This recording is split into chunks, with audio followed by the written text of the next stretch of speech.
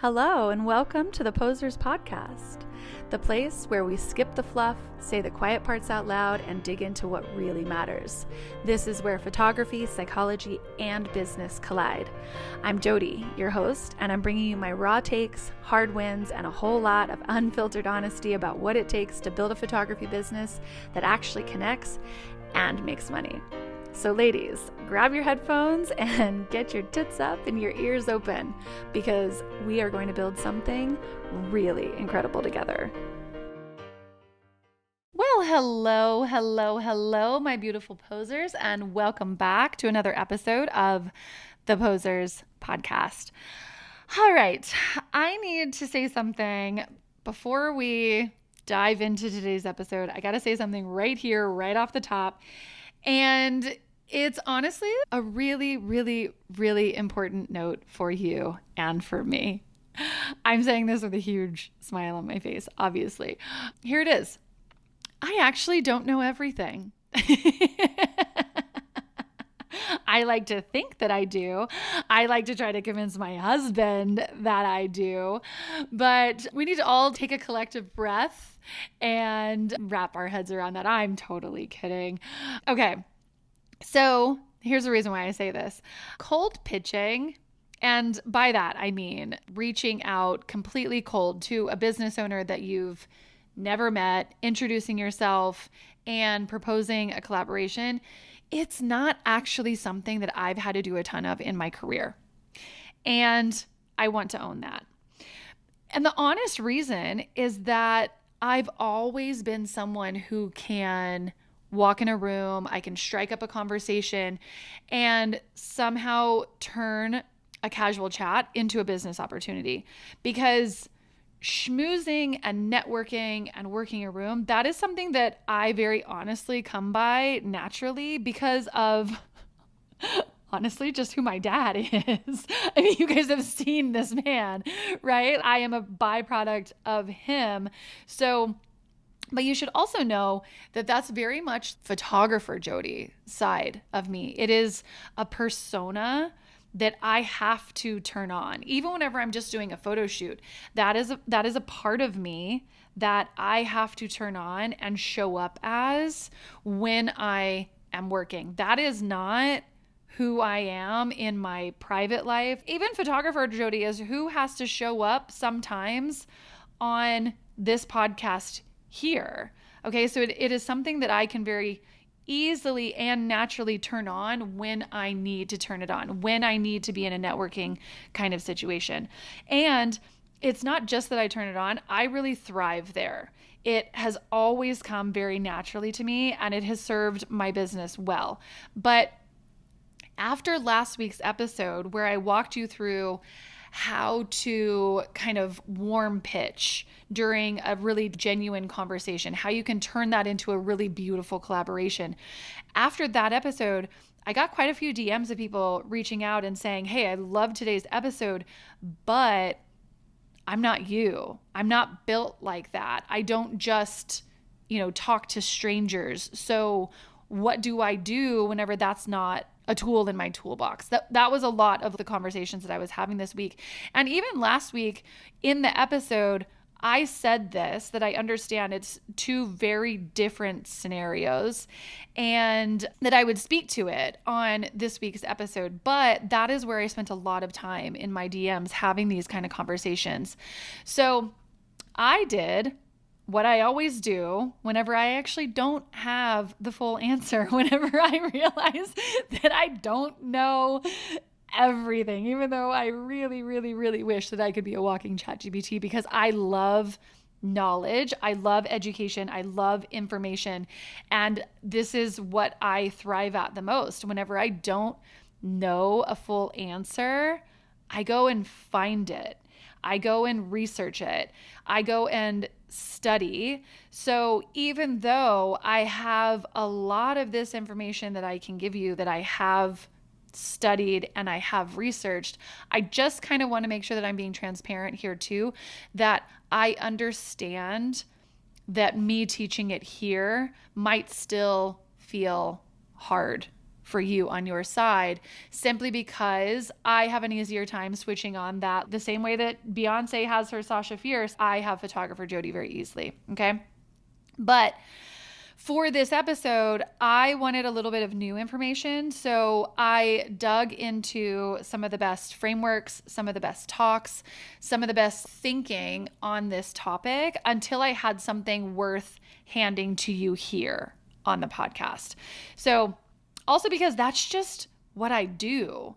And I hope, honestly, I hope that I empower you to do this too, that whenever you come to a place in your business where there's a roadblock, I hope that you know that you have to do everything in your power to figure out a way around, over, or even under that fucking thing in order to keep moving. You have to find a book. You have to listen to a podcast. You have to, join a mastermind, take a course. You have to figure it out. I do not let not knowing something stand between me and anything in my business. I do not let something I don't know stand in the way of me showing up for you incredibly well each week right here on this podcast. So that is a hill that I will always die on. And hopefully that's a hill that you will climb and die on with me. Okay. So today is a little bit of a mashup of some how-to, but also I really wanted to dive into the mindset side of this and how you think about this.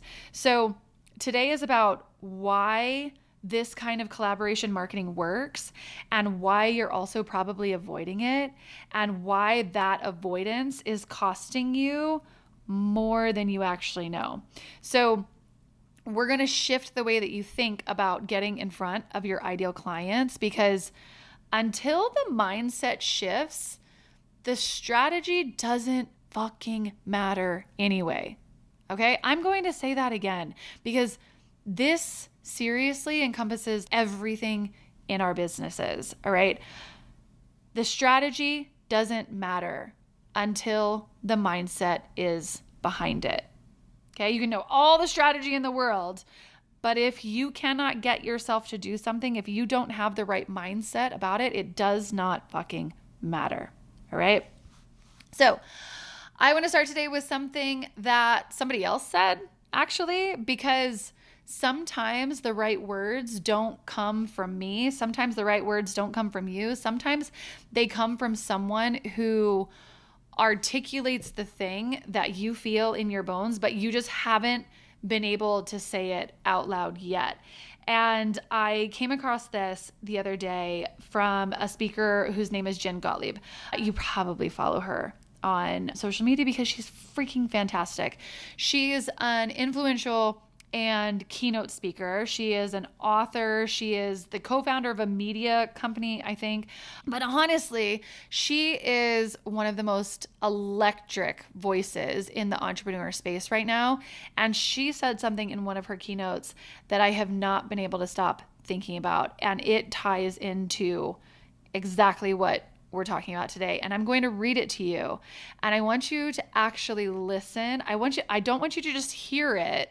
Okay. So if you're in your car, if you're driving, I don't know, there shouldn't be any other distractions happening, but turn your volume up. If you're listening to me in your ears while you're doing your laundry, please sit down for a second because I want you to not just hear this. I want it to land. Okay. She says, if you have a service, a story, or a product that helps people, it is your responsibility to make sure that they can find you. Because every single day that goes by and you are not making yourself seen to the people that you can help is another day that they are going to follow someone else. They are going to go listen to someone else. They are going to go buy from someone else, someone who doesn't care as much as you, someone who might not be as good as you, simply because you are too insecure about putting yourself out there, because you're too afraid of being cringe, because it's not perfect, because you feel like an imposter. And she went on to say that, she gets it. It's scary. But if you're afraid to put yourself out there, you are worried about the wrong thing.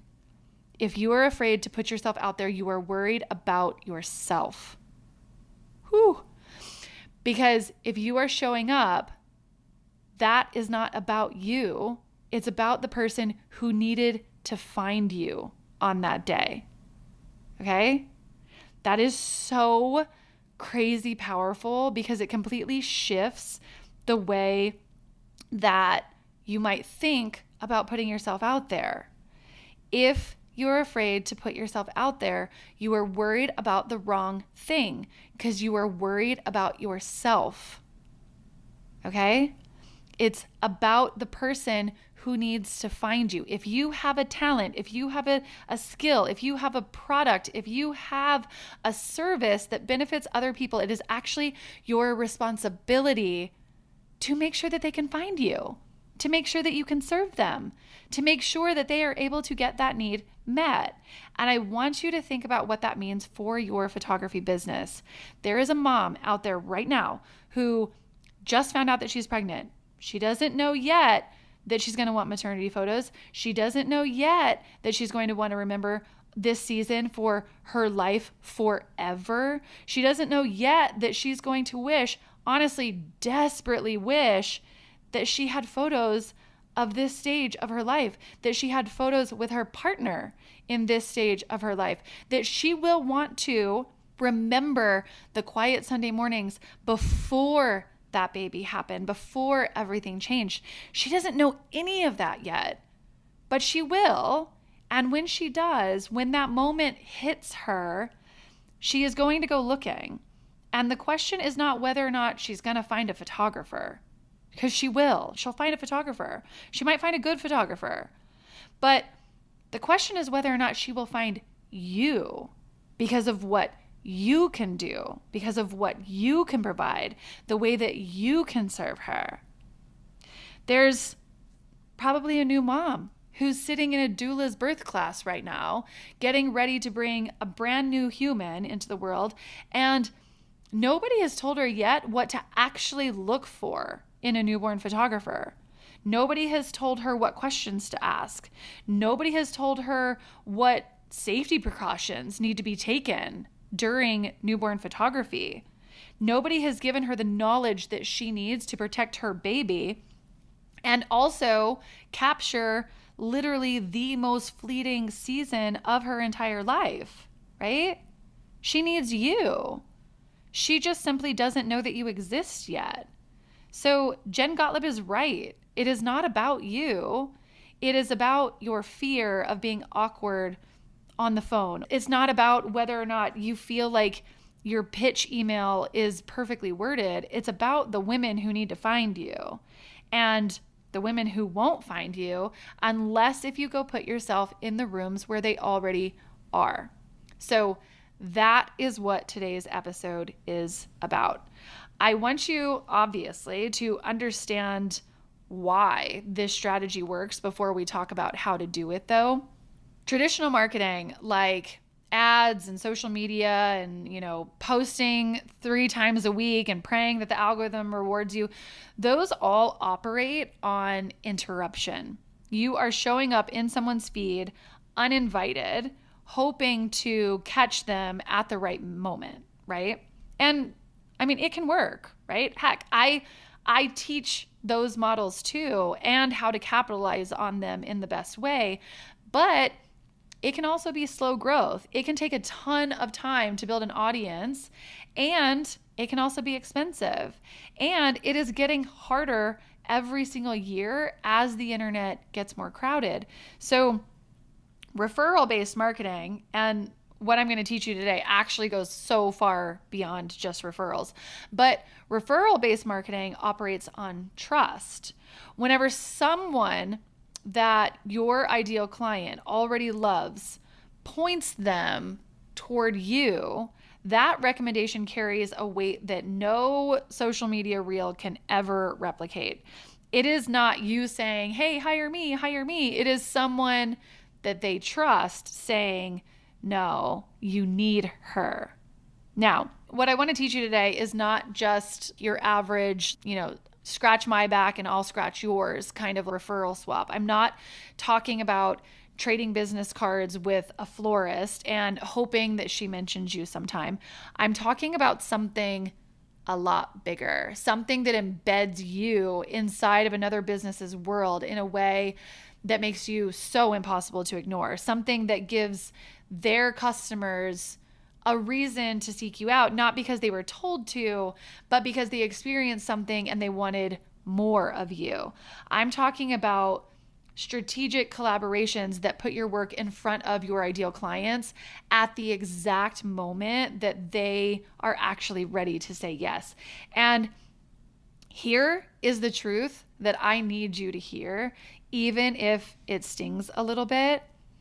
If your calendar is not where you want it to be, if you are, refreshing your inbox and wondering where your bookings are, the answer is almost never in your website. It's almost never in your social media game. It's almost never in your pricing.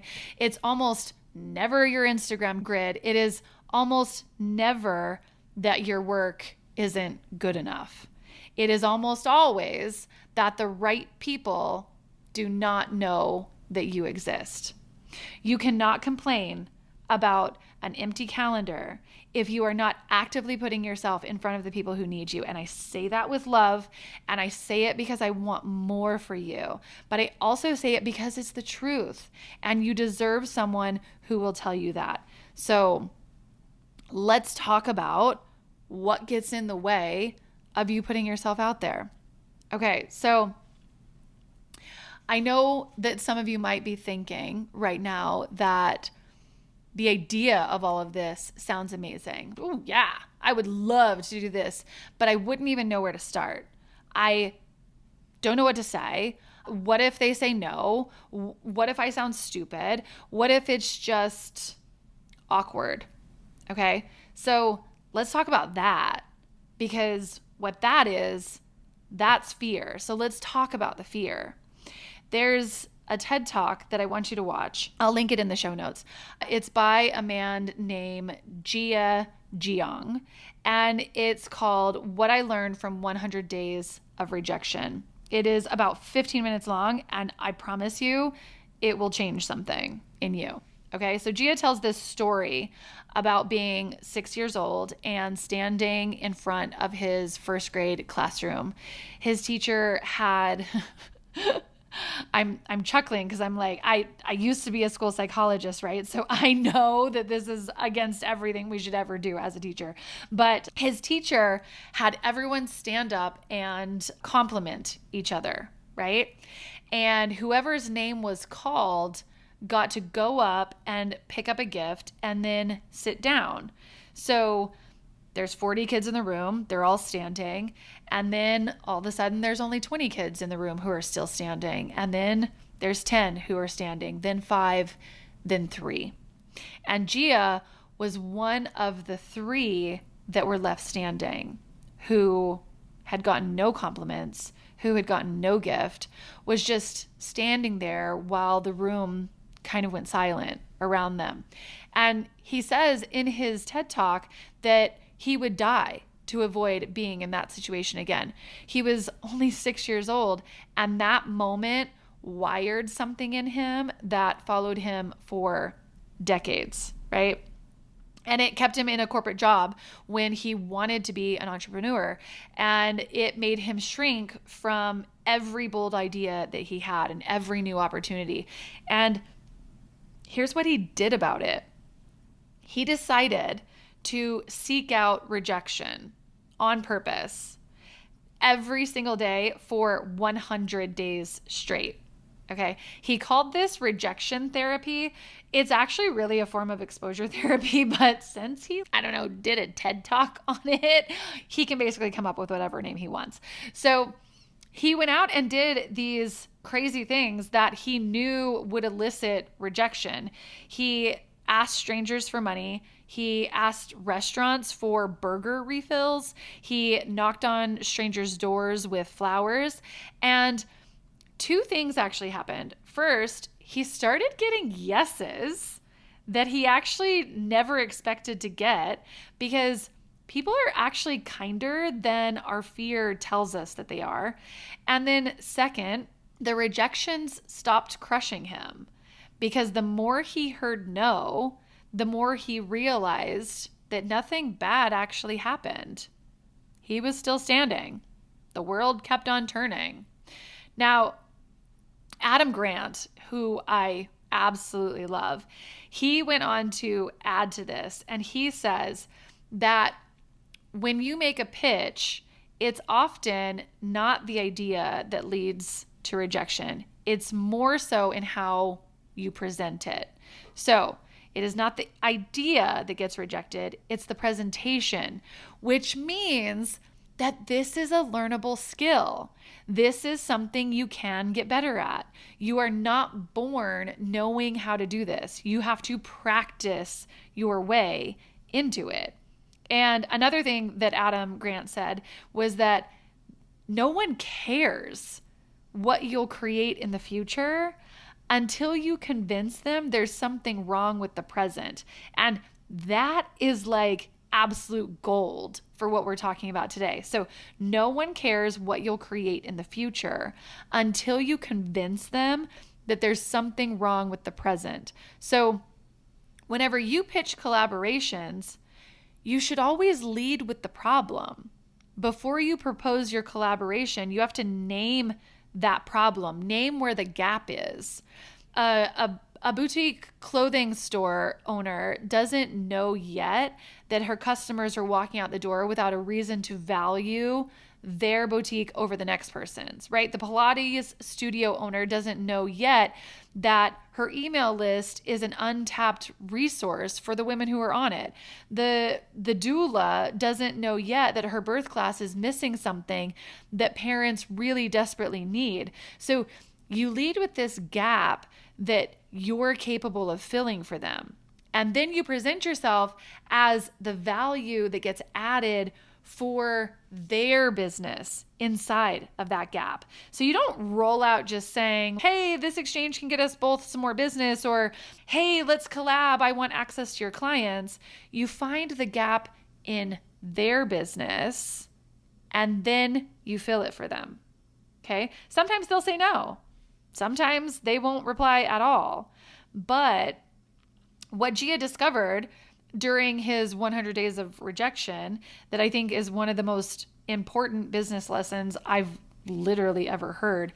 He said that when he got rejected, instead of just walking away and taking the no, he asked why. Just a simple, really calm, not aggressive, just a really curious why. And everything changed. He went to a stranger's door with a flower and asked if he could plant it in her backyard. And she said no. And so then he just said, can I ask why? And she said, well, her dog would dig it up. So then he said, what if I planted it in the front yard? And then she said yes. So a no is not the end of the conversation. A no is often just the beginning of better questions that can lead to solutions that you can provide. And sometimes a no really is just a no, and that's got to be okay too.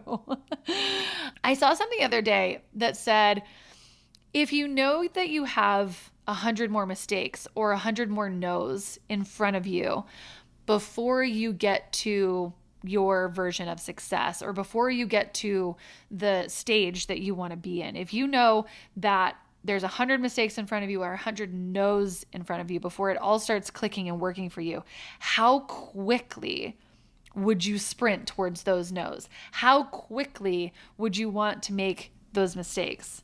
And that's literally exactly what business is. It's simply a numbers game. There can only be so many no's until you get a yes. I was sitting outside and chatting with my husband a little bit, and he said this to me actually earlier today whenever we were talking about what I was recording on the podcast this week.